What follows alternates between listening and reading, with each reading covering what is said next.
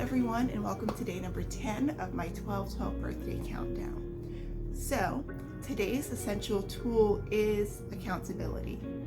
Now, I feel like this has been sort of a buzzword most recently, and particularly as it relates to holding people accountable.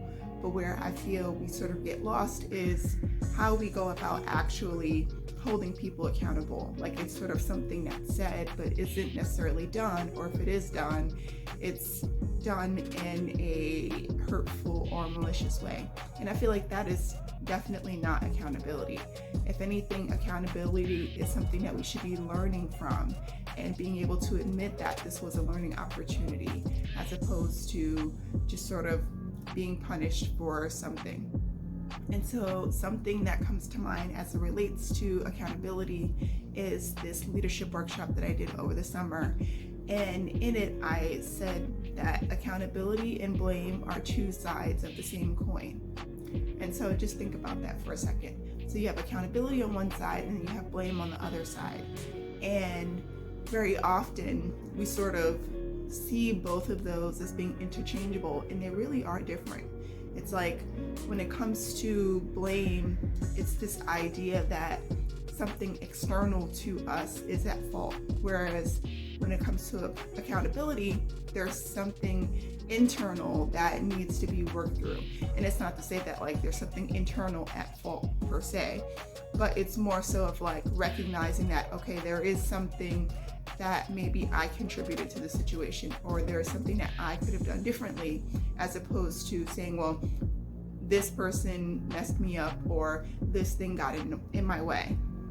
It's really this idea of like looking at how we contributed to our circumstances. Now, when it comes to accountability, I feel like part of the reason why we tend to shy away from it is the fact that it requires a high level of self-awareness, a high level of honesty, and a high level of vulnerability. And just those three alone, like individually, can make people feel uncomfortable for various reasons. Like just having a high level of self-awareness and just being able to recognize things within us can be really challenging. But then to also add honesty, like being honest and having to be honest in ways that are meaningful to us and our circumstances, can be really, really challenging, because some people don't want to admit certain truths about themselves.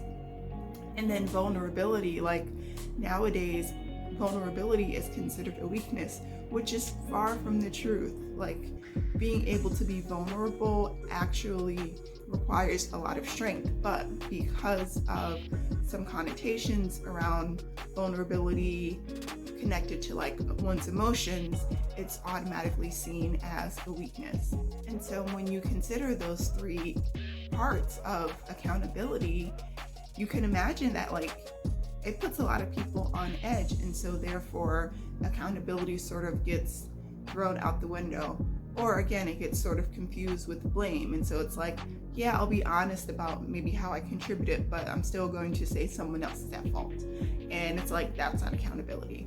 But something that I learned about accountability, whether it is holding myself accountable or holding someone else accountable, there is really an opportunity for learning. And that's what I really love about accountability, just trying to take advantage of teachable moments, whether I'm teaching myself something or teaching someone else. And so this is something that I talk about quite a bit in my podcast. Like, I've talked about examples of like having conversation with team members where I needed to hold them accountable, and rather than placing blame on like, you did this wrong, you did that wrong, it's more so like, how can we learn from this? How can we do better? So that it's not just on them, it's, you know, me as the supervisor recognizing that I have a responsibility here too, and therefore, you know, we can work together. And I feel like there's something beautiful that comes from that. Like, we learn best through experience. And so if we have to go through some negative experience and then have this accountability moment to learn from it, then it's like we're able to move forward with a much clearer mind or a deeper understanding or just a better sense of self. And it's like when we avoid accountability, we lose out on a really great opportunity to grow and evolve.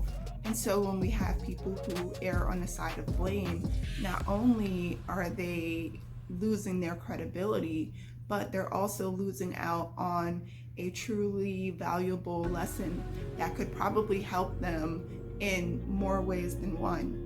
And so for me, it's like accountability is a must. It is a necessity. Like, I have to hold myself accountable. I have to find tactful ways to hold the people around me accountable, because there's going to be some kind of impact from that at some point. And so why not make it a good impact, right? And so having accountability is more than just being credible or being seen a certain way. It's really an opportunity for us to learn and grow and expand. Okay? And so that is why it is one of my essentials. And so thank you so much for listening to today's video. I will see you here tomorrow for day number 11. We're almost at the end of this countdown. I can't believe it. But until then, have a great day.